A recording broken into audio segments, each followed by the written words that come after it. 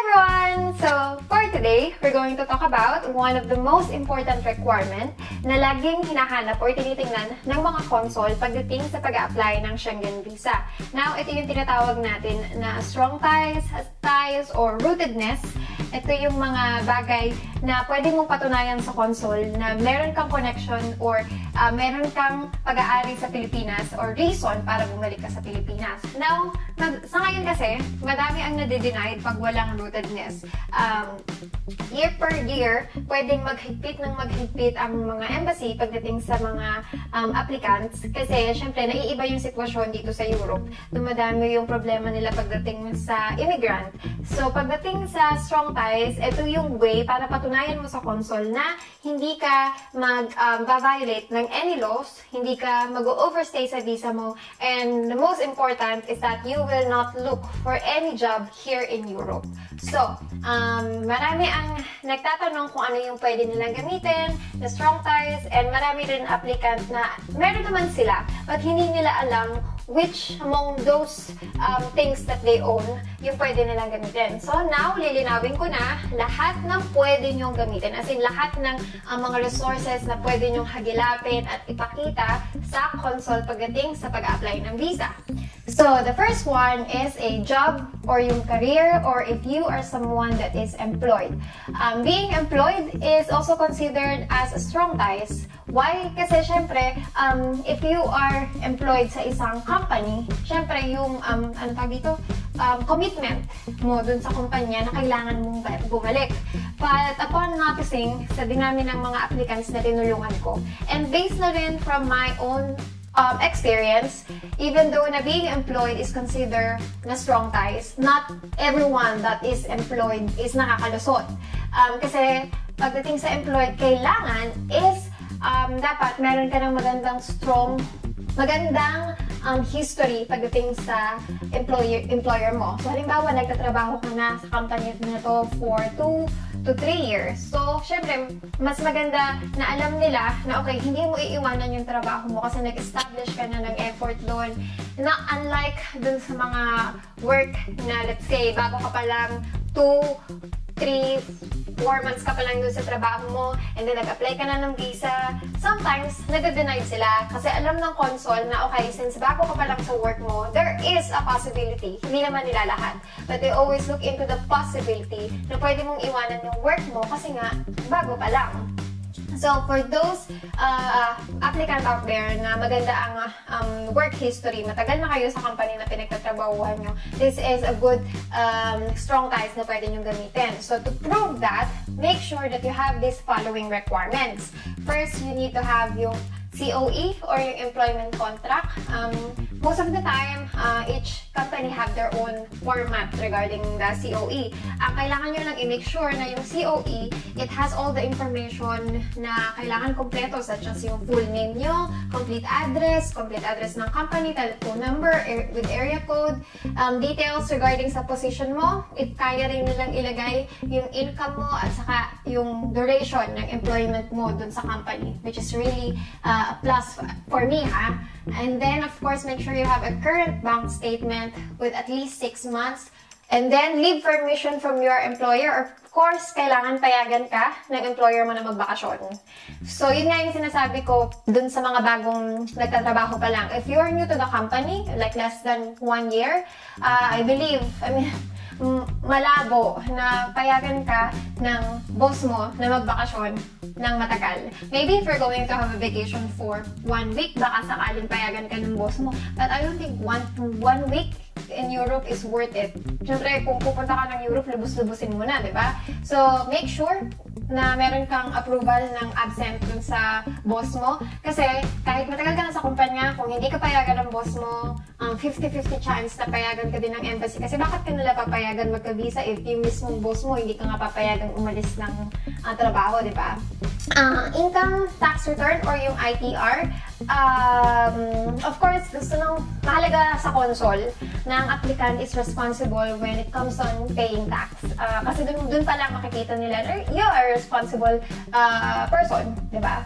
So, if you are someone that doesn't have ITR, make sure that you will be able to explain this to the consul. Not explain verbally, since you will not be able to talk to the consul or makita sila personally, kasi since parang sila yung mga back office. So, the only way for you to be able to explain that is by writing it in your cover letter. So, ang alam ko na excuse kahit walang ITR is yung mga applicants that are having a minimum salary, or yung mga ang income is less than 250K annually. So, for them, okay lang na wala kang ITR, but still, make sure to explain that to the consul sa cover letter nyo, kasi hindi naman nila alam. Hindi naman nila alam na, okay, exempted ka pala pag mabayad ng tax. So, next one, for those applicant na freelancer, still needed pa rin yung COE. There are some parang kung saan ka nagtatrabaho, let's say Upwork, Fiverr, or yung mga ganong klase ng website, I think makakahingi ka naman ng COE dun sa employer nyo. Even though you're just working at home, just to prove lang na nagtatrabaho ka as freelance. Or you can also use yung online transaction nyo, or yung mga proof na you're earning money from this website. Kasi halimbawa ako, tulad ko, nagtatrabaho ako noon sa Fiverr. So, mapapakita ko doon by having just like a screenshot ng earnings mo. And that can also be used as proof that you're working on that website or as a freelancer. So, yun yung para sa mga employed. The next strong ties that you can use is your business. So, if you're someone that is self-employed and you have your own business, that is good kasi pwede mo yung gamitin na strong ties, of course. Sino ba ang iiwanan yung business nila sa Pilipinas? If it's a good business or kahit even just the small business, syempre, babalikan at babalikan mo yun if yun yung source of income mo. So, for those business owners out there, make sure that you have all the complete requirement to support this, such as yung copy ng business license nyo, yung certificate from DTI, and then your company bank statement.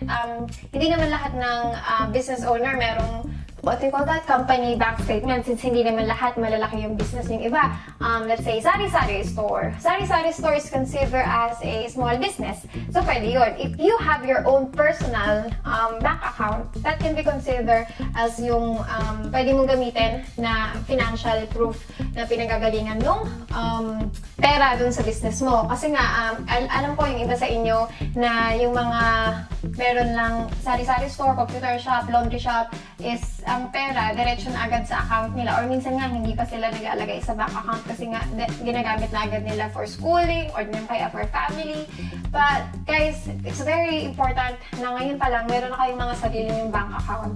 Kasi, hindi lang sa visa application yan, maraming gamit din yan.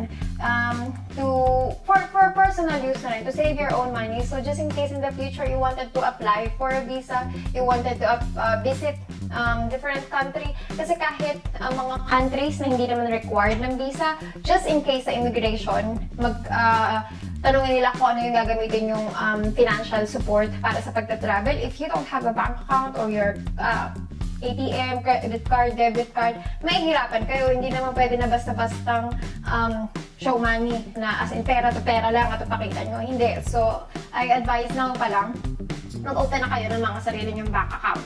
And then, of course, income tax return. Again, it's important na nagbabayad kayo ng tax.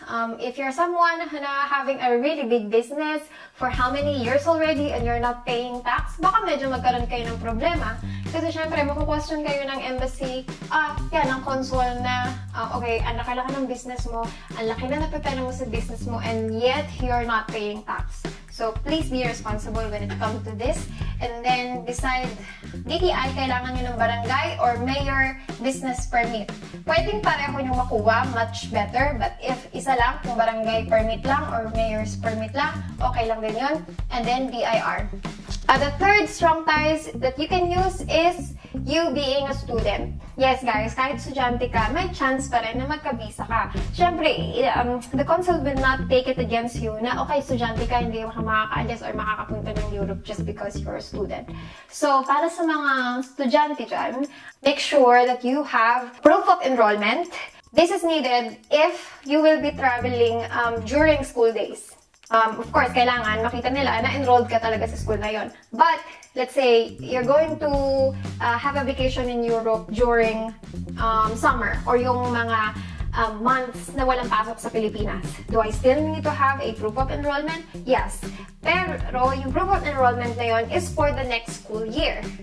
So, if kaya nyo nang makapag-enroll now pa lang, mag-enroll na kayo, use that proof of enrollment sa visa application nyo para ma-depensahan nyo sa Consul na, okay, babalik po ako ng Pilipinas kasi enrolled na ako sa school and binayaran ko na yun. So, syempre, magandang panghawak na yun sa Consul na talagang committed ka na pumasok sa school dahil binayaran mo na yun.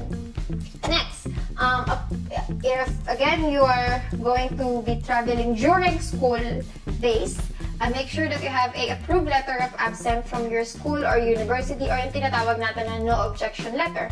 Siyempre, kailangan payagan ka muna ng teacher or ng principal na magbakasyon. And then, copy of your current school ID. This is needed for during school days at saka kahit yung nakabakasyon ka na. Let's say you're not a college student or you're not a high school student. So, if you're someone just taking short courses such as yung mga nag-aaral sa TESDA, pwede yun. So, ipakita nyo lang yung TESDA enrollment certificate nyo. Actually, ina-advise ko nga, if you are someone na, as in, walang-wala ka talagang strong ties, wala kang properties, hindi ka employed, wala kang business, this and that, you can try to enroll sa isang short courses, any courses sa TESDA na malapit sa inyo na ina-offer, and maybe makalusot ka with that para patunayan mo sa kanila na nag-aaral ka. Let's say you're someone na kaka-graduate pa lang or someone na nagre-review for upcoming board exam. So, saan ka doon? Kasi wala ka naman certificate of employment or approved letter of absence. So, if you're someone na nakaka-graduate pa lang, or let's say ikaw yung nagre-review for board exam, alam ko yung mga ganyan, meron pa rin mga nag-enroll for review school. So, pwede nyong gamitin is proof of your diploma. It would be best para as in maniwala sila na kaka-graduate mo lang. Then, is like maybe attach 2 to 3 pictures of your graduation. Saka, doon naman sa diploma, makikita nila kung kailan ka gumraduate. Or di naman kaya, yun nga, proof of enrollment dun sa mga review school. And then, let's say you are someone na already passed the board exam. And for now, hindi ka muna nagtatrabaho kasi waiting ka pa sa mga call. Let's say for professional, nag-aantay sila ng mga call sa mga school, for lawyers, for doctors. But you already have that professional ID or yung tinatawag nating PRC ID. You can use that as strong ties as long as ma-explain mo again sa cover letter mo yung sitwasyon mo. Explain to them bakit PRC ID lang yung meron ka. So, sabihin nyo, ito ka-graduate ko pa lang po, nitong day na to, ganto. So, make sure detailed explanation. As in kung how you wanted to communicate or how you wanted it to say verbally to the consul, ganun mo siya isulat. Fourth strong ties that you can use is yung tinatawag natin na family ties. Papasok dito yung mga spouse and yung mga kids. For example, ikaw, mommy, you wanted to relax and have a vacation away from your noisy children. So, you can use yung birth certificate ng mga anak mo at saka ng marriage certificate. Of course, make sure na lahat yan issued ng PSA kasi yun lang yung tinatanggap for visa application. So, yun nga, ipakita nyo yung birth certificate ng mga bata. If your kids are all studying, ipakita nyo rin yung copy ng proof of enrollment nila at saka copy ng school ID nila kahit na hindi sila kasama. This is to only support your statement dun sa cover letter mo na meron kang mga anak na kailangan mong balikan.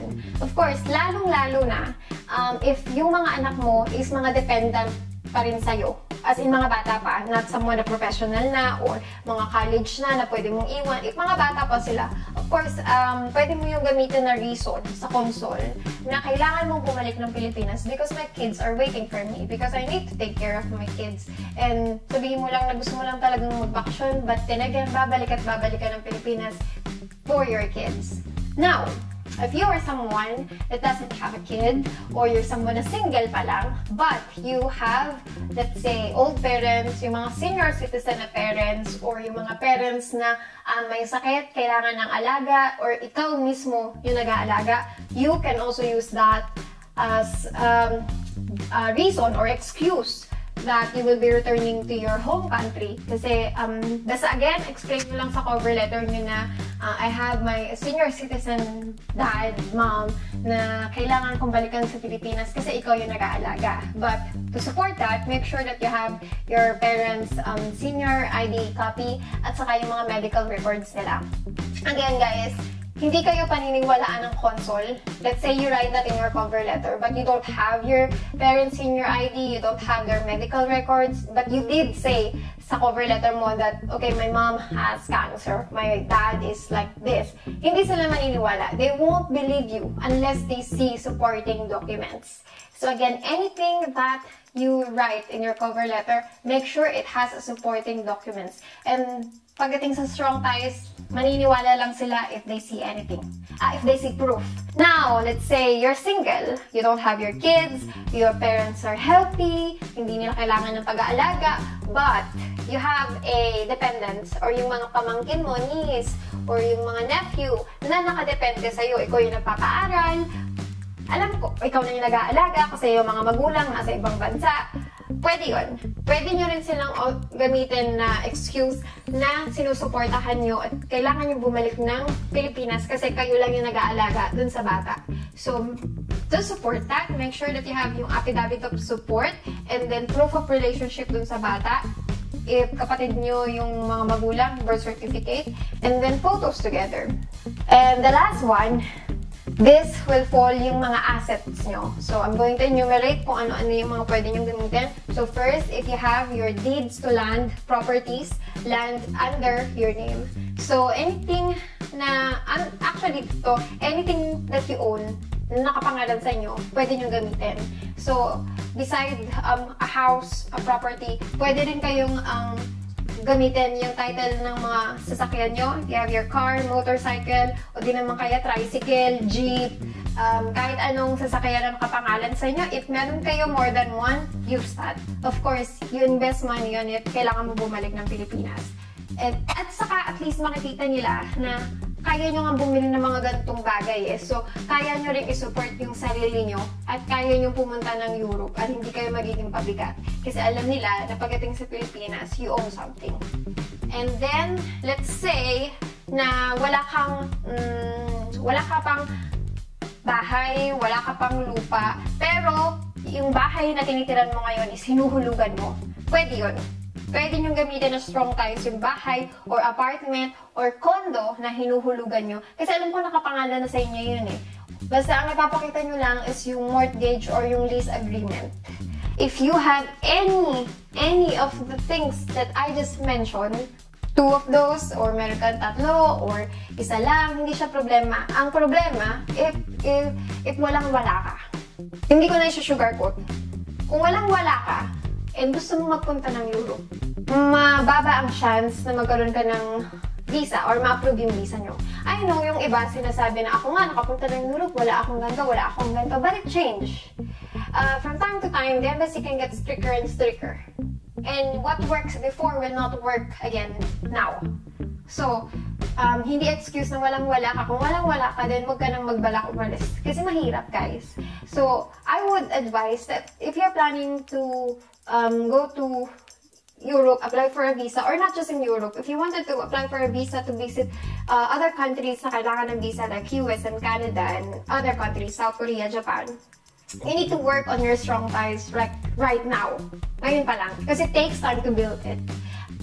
There's a lot of ways na pwede niyong gawin. Kung walang-wala ka, may mga, alam mo yun, mga paraan. Like with me, nung time na nag-apply ako ng visa ko, nag-resign na ako sa trabaho ko. So, it will be hard for me to have strong ties because I don't have a land or property, anything under my name. So, utaka na lang, I did register a business, but I don't have a business yet, but I try, parang ang dating, kunwari, may business ako, so nag-register lang ako sa DTI. I do have a lot of money in my bank, so kunwari yun yung money na nakuha ko sa business ko, and they accepted it. So, you really need to work on something if you wanted na magkaroon ng strong ties. And then, guys, yun nga, paulit-ulit kung sinasabi kanina, anything that lahat ng strong ties na meron ka, for the embassy to know that, you need to explain it to sa cover letter nyo. Maraming applicant akong nakausap before na meron naman pala silang mga strong ties. Meron silang house under their name, they have multiple cars, they have properties, but their visa got denied. And then I asked for their cover letter, and when I check it, hindi nakalagay sa cover letter nila. Ang worst pa nga is wala silang cover letter. So ang cover letter kasi, it plays a really big part sa visa application nyo. So minsan, na-overlook ng consul yung mga strong ties nyo and the other requirements when you don't have a cover letter. Kasi binabasa nila yan, guys. It's the only way for you to explain things to them. And yun lang din yung way para maintindihan nila kayo at kung ano yung meron kayo at kung ano yung intention nyo. And this, guys, this is optional. So, sa lahat na na-mention ko, if you would like to have it authenticated or apostled through DFA, let's say, yung DTI mo, ipapa-apostle mo, o din naman kaya yung deed of land, properties, title of cars, ipapa-apostle mo, okay siya. Actually, it's good. Kasi, kaya ka naman nagpapa-apostle is para for the DFA to look if legit ba yung documents na yon. So, at least, hindi na mahihirapan si Consul na alamin ba kung legit yung documents na ipapakita mo. Kasi once na makita nila yung apostle na yun, they know that the DFA already look into that. So, at least, you will have a higher chance of getting your visa approved. But, hindi ko naman siya i-recommend totally that you need to have everything apostilled because medyo pricey siya. Kasi per documents, 100 ang bayad sa apostle. Pag rush, 200 pa. So, just in case you have extra money to do it, then do it. But if you don't, and you don't have time to do it, then that's fine. Leave it to the consul to look into your documents. So, yeah, guys, I know na mention ko na lahat ng pwede niyong gamitin, and I hope that it helps. If you do have any question regarding this, if meron mang hindi malinaw, or if you need more tips pagdating sa strong ties, or if you have something but you're not sure if it will fall dun sa strong ties, you can ask those sa comment section. I will try to answer lahat ng yan, but if not, you can also email me or send a direct message to my Facebook. I do have a Facebook group that you can join. Ito yung Pinay Schengen, what's my group? Pinay Schengen Visa. So I will have that in the link description below. So please do join that. If you do need help with your visa application, please visit my website. Andun lahat ng services na ina-offer ko, and the price, and everything, lahat na kailangan yung malaman, it's all in there. So yeah, if you do like this video, please do give it a thumbs up, and if you're new to my channel, please hit that subscribe button and that bell button para maging updated sa mga upcoming ko pang mga video. And I will see you soon.